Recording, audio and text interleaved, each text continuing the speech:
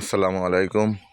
আমার বাগান চ্যানেলের পক্ষ থেকে আপনাদের সবাইকে স্বাগতম, শুভেচ্ছা। গত পর্বে আপনাদেরকে আমি নারিকেল গাছ রোপণের জায়গাটা দেখিয়েছিলাম। আজকে আমার নতুন বাগান দেখানোর জন্য আপনাদেরকে নিয়ে যাচ্ছি। এটা ছিল গত ভিডিওতে আপনারা দেখেছেন। এই জায়গাটা আমরা নারকেলের জন্য নির্ধারণ করেছি, ঠিক আছে। এখন আমরা নিয়ে যাচ্ছি আপনাদের একটি নতুন বাগান। সেটা হচ্ছে আমাদের অরবরই এবং করমচার বাগান। যদিও আজকে আপনারা শুধু করমচা গাছগুলোই দেখাবো, কারণ করমচা গাছে আমাদের ফুল এসেছে নতুন করে। তো এই বছর, গত বছরও ফুল এসেছে, এবারও ফুল এসেছে।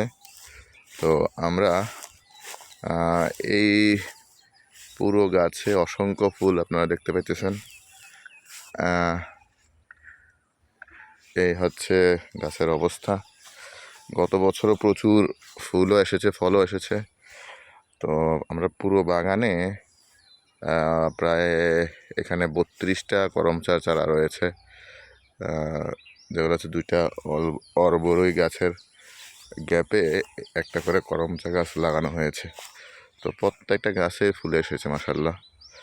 তো গত বছর আমরা প্রায় 50 কেজি এর মতো করমচা পেয়েছি। এই গাছগুলোর বয়স প্রায় 3 বছরের কাছাকাছি, ঠিক আছে। তো এটাও আমরা সর্জন পদ্ধতিতে এই বাগানটা করেছি। হ্যাঁ, এখানেও প্রায় 10 শতক জমি রয়েছে। বাগানে ঘাস উঠে গেছে প্রচুর, এগুলা ধীরে ধীরে পরিষ্কার করা হবে। এই যে করমচা গাছগুলো, হ্যাঁ, এখানে আর একটা করমচা গাছ, পুরো গাছে ফুল। তো আপনারা যখন গাছে নতুন করে ফল আসবে তখন আমি আপনাদেরকে ইনশাল্লাহ দেখানোর চেষ্টা করব। তো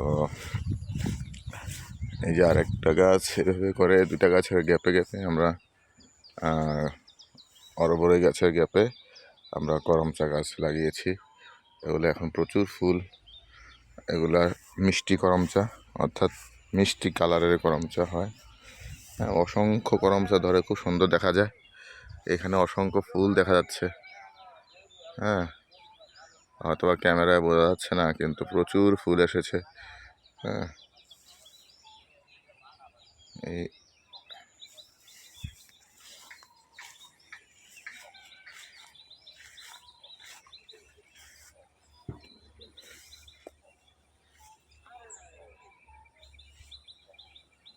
প্রচুর ফুল, দেখতে খুব সুন্দর দেখা যায়। যদিও বাগানটা আমরা এখনও ঘাস পরিষ্কার করতে পারিনি, কারণ নতুন ঘাস উঠেছে। ইনশাআল্লাহ অল্প কয়েকদিনের মধ্যে হয়তো বা ঘাস পরিষ্কার করে ফেলা হবে। তো আমাদের এই গাছটায় আরও বেশি ফুল এসেছে, বৃষ্টি পাওয়াতে খুব সুন্দর। হ্যাঁ,